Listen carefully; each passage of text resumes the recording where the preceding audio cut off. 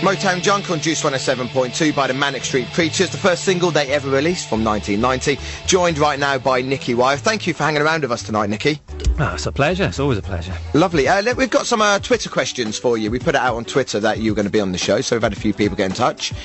Terence McHugh says, do you think music is as important to kids today as it was when you first started out? It seems they have so many distractions.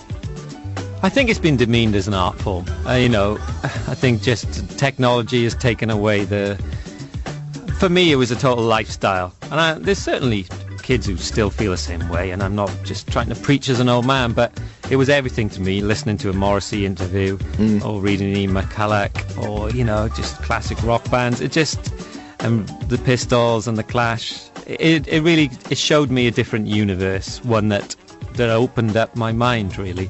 I'm not sure if that's the case anymore. The fact that as an art form, it's just so easy to kind of steal for free. Yeah.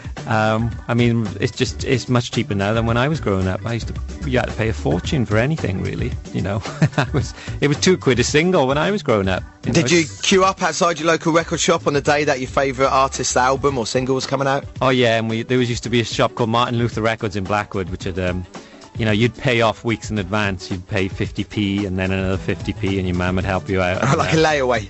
Yeah. And just everything, the lyrics. I remember, just listening to Combat Rock by The Clash, and there was this mad bit of rapping stroke poetry on there. I remember thinking, who was that? Turned out it was Allen Ginsberg, so I read all the Beat Generation and Jack Kerouac, and that's all down just to listening to The Clash. And it's just a different world now. I find it hard to gauge. It's a golden age, I guess, for R&B and pop and hip-hop, but I think, as people holding on to the dream of rock and roll changing the world are struggling. Okay, another question from Kat Simmons. Do you still love your Dyson vacuum cleaners? Yes, all 4 or 5 of them. You got 5? All in the same house, or are they kind of split between various homes? This one down in West Wales where I got a place as well, yeah, but, one upstairs, one downstairs, and a couple of spares. Have you got the ball? Is that the best one? The ball is not bad. I mean, my first ever Dyson is the one that's lasted the longest, because the leads are longer. The new ones have short leads, which is a pain. But no, the first one is still, I've had it fixed twice because I love it so much. So if anyone thought that maybe this whole Dyson thing that you've got is a little bit of a gimmick, just by knowing how long the leads are on each particular model just proves that you're a man who knows your Dysons. I do. I just, if I hadn't been a rock star, I probably would have ended up being a cleaner.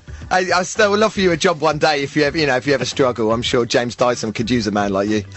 Indeed. And elsewhere, Sarah Rowland says, when are you coming back to Brighton, and do you have any particular memories of playing in Brighton?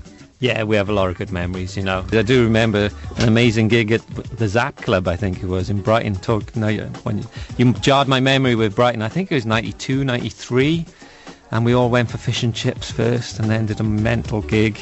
There was a magazine called Select was following us at the time, and me and James were just sat on the beach after the gig, pretending we were in Quadrophenia.